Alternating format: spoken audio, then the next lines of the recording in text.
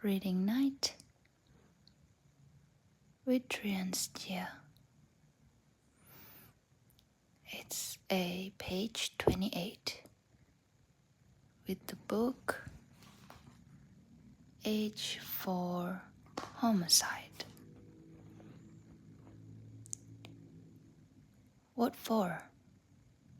We'll need documentation of your hours so we can calculate your of pay, he said as if it were obnoxious, as if it was obvious. I can tell you that $30 an hour plus expenses. He managed to convey astonishment without even raising a brow. Less rental monies for the office space, of course, he said. In lieu of rental monies for the office space. Dead silence. Finally, he said, that can't be the case. Sorry, I don't have my...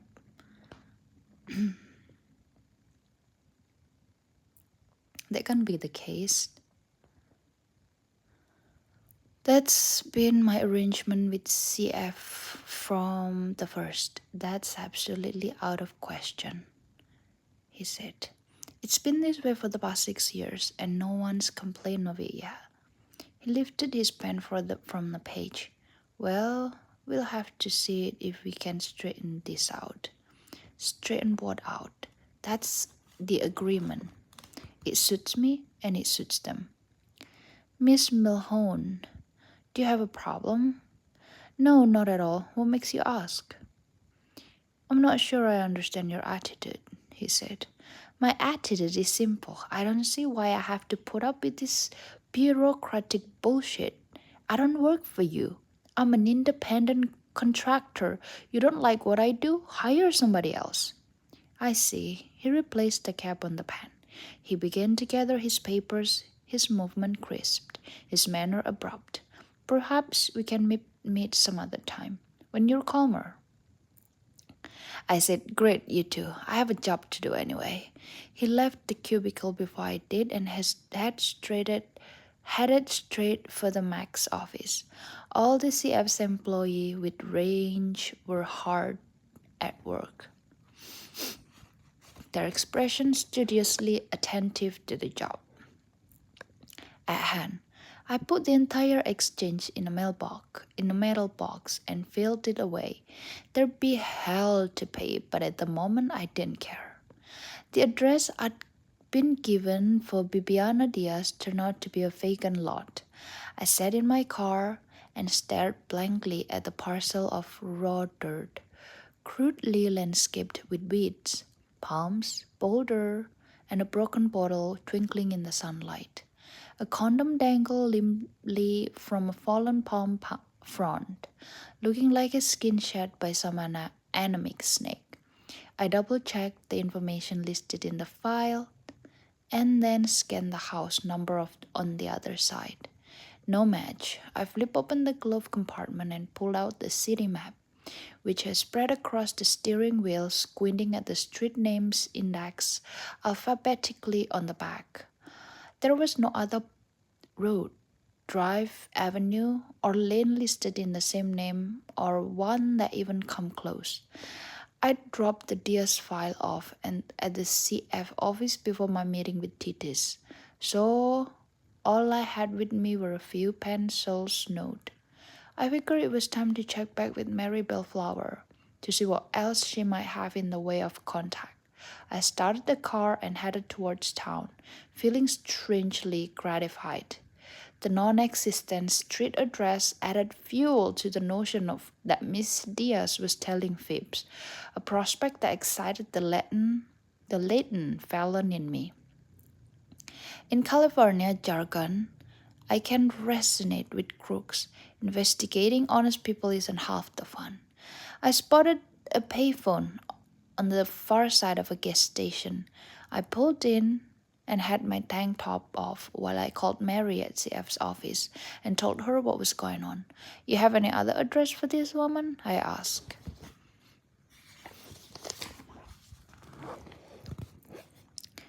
Oh, Kinsley, poor thing.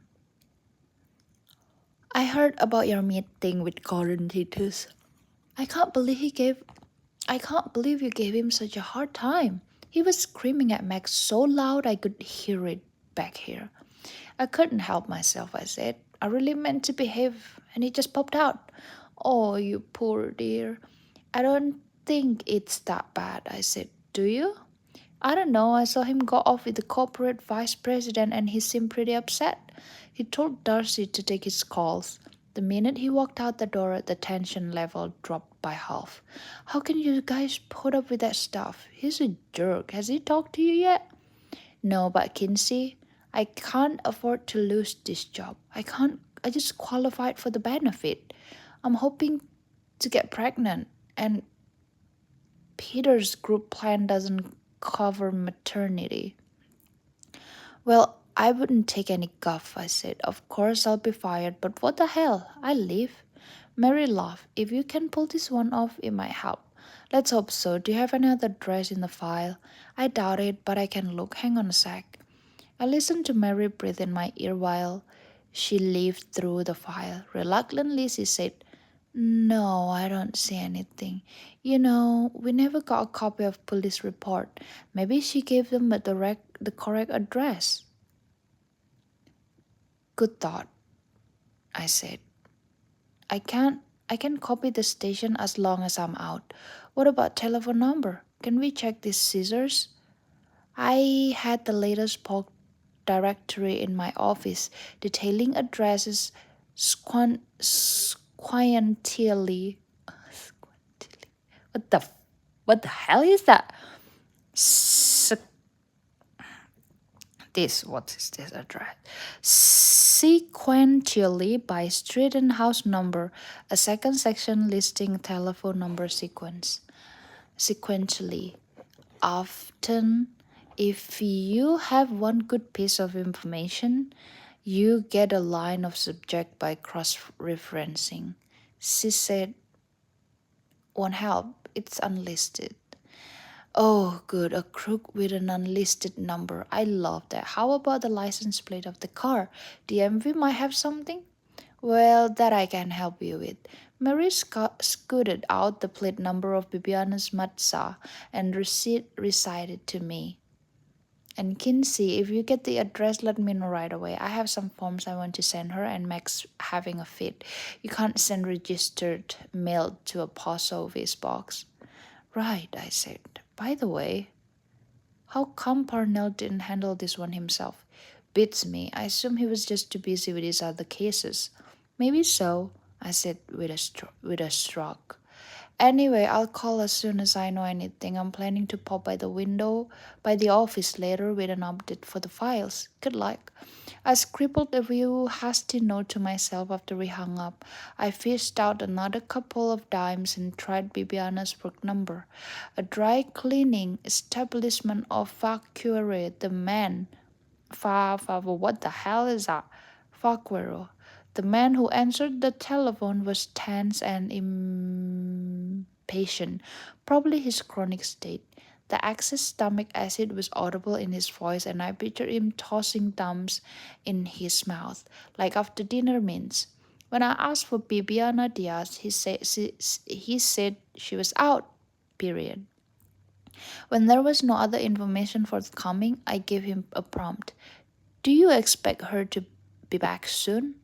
I don't expect nothing, he shot back.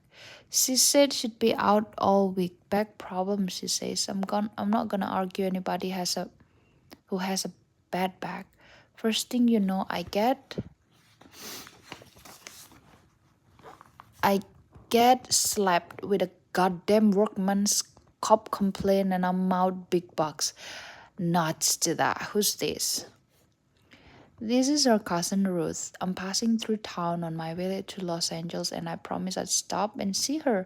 Is there any way you could give me her home address? She gave it to me last week when we chatted on the phone, but I walked off without my address book, so I don't have it in me. Nope, sorry, no dice. And You wanna know why? Because I don't know you. You could be anyone, nothing personal, but how do I know you don't go around slashing young girls with a butcher knife? You see what I mean? I give out an employee's address and I'm liable for anything happen after that. Burglary, harassment, rape. Mm-hmm. No way.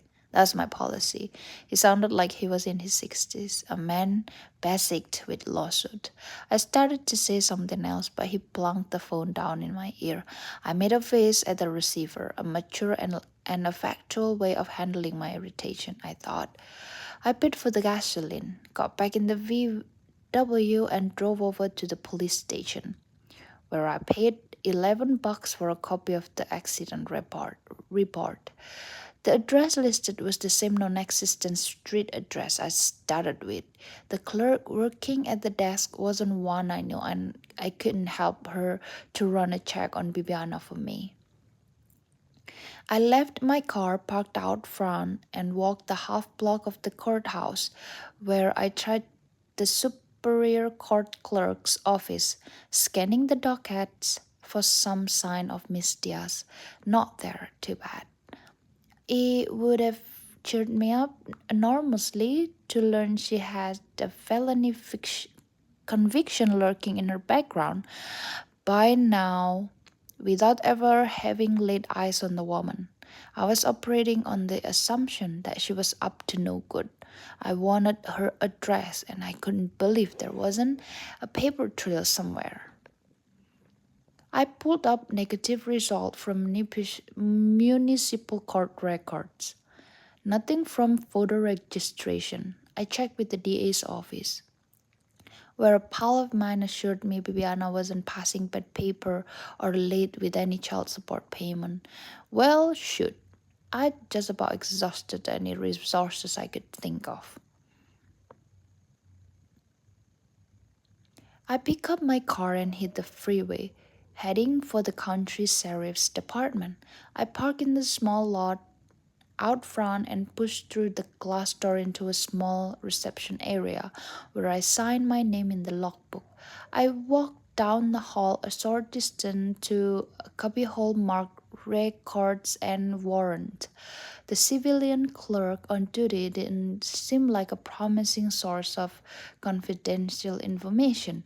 I judged her to be in her early 30s, roughly my age, with a frizzy pyramid of tightly knot blonde hair and way too much gum for the size of her teeth. Hey, that's mean. My teeth has a lot of gum. What's so bad about gum anyway? She caught me surveying her dental misfortune and pulled her lips together self-consciously. I checked for a name tag, but she wasn't wearing one. Can you run a computer check to see if this woman has ever been arrested in Santa Teresa? I reached for the pad of scratch paper on the counter, jotted down Bibiana's name and her date of birth. I took out my wallet, leased the photostat of my PI license next to the note. Her pale eyes came to rest on mine with the first real sign of recognition. We're not allowed to divulge that information. The Department of Justice has very strict guidelines. Well, good for them. I said, why don't I tell you my situation and see if this helps? I'm investigating Bibiana's deals for possible insurance fraud, and the company I work for, California Fidelity, needs to know if she's got a record. She processed what I said and I watched her formulate. Dang, my hand is sleepy. I guess I'll just read it like this. I reply with care. She was not quick. This one she operates with the sort of bureaucratic cautions guaranteed to infuriate the honest citizen. Also people like me. Damn. Oh, maybe I can try this. Okay, I'm sure this one is good. Also, people like me, if she's been tried and convicted, you can get the information from the court clerk's office. It's a matter of public record. I'm aware of that. I've already checked their files. What I'm wondering is whether she's ever been arrested or booked without any formally charge. If she was never charged or convicted, then the fact that she was arrested would be immaterial. It's a matter of the individual's right to privacy. I appreciate that. I understand, I said. But suppose she's been picked up for burglary or theft and the DA decided he can't make a case, then it's none of your business. If she was never formally charged with the crime, I get the drift, I said. It never pays to deal with the flyweight of the world. They take far too much pleasure in thwarting you at every turn. I was silent for a moment, trying to compose myself. Situation like this is bring up an ancient and fundamental desire to bite. I could envision a half moon of my teeth mark on the flesh of her forearm, which would swell and turn all colors of the rainbow. She'd have to have tetanus or rabies shot. Maybe her owner would elect to put her to sleep. I smiled politely. Look, why don't we simplify life to some extent? All I really need is a current address. Could you check that for me? No. Why not? Because we can't give out that information. What about the Freedom of Information Act? I said, what about it? Is there anyone else here I could talk to? She didn't like my persistence. She didn't like my tone. She didn't like anything else about me either. And the feeling was mutual. Her and Gordon Titus. God, some days it doesn't pay to get out of bed. She left the desk without another word and returned a moment later with a female deputy who was pleasant but unyielding. I went through the same tiresome routine again and got nowhere.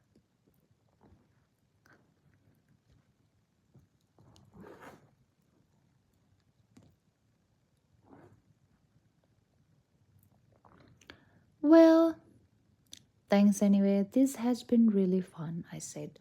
I sat in my car out in the parking lot, trying to decide what to do next.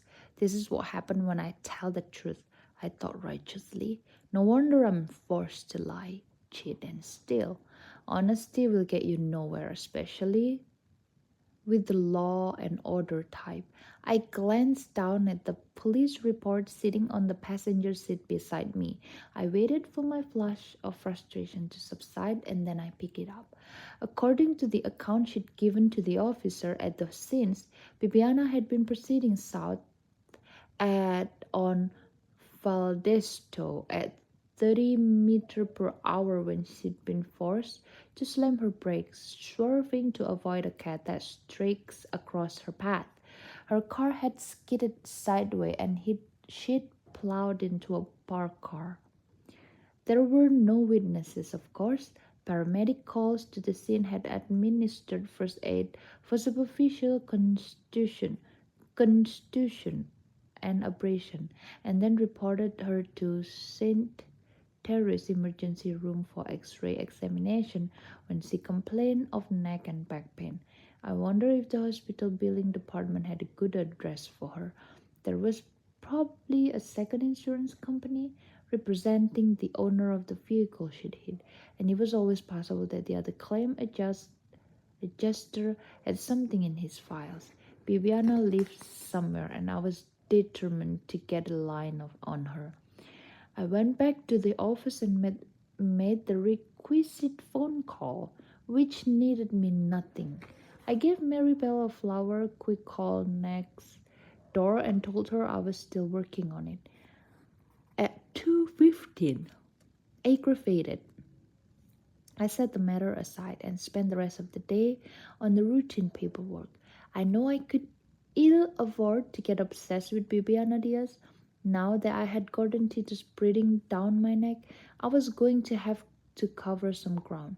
I plowed on, but even while I was concentrating on the other case, finishing off the paperwork, I could feel the pull.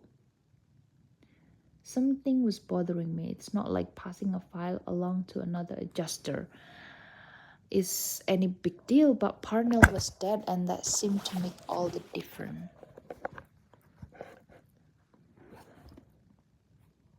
Oh god, Oh, tired. That's all for tonight. Bye bye.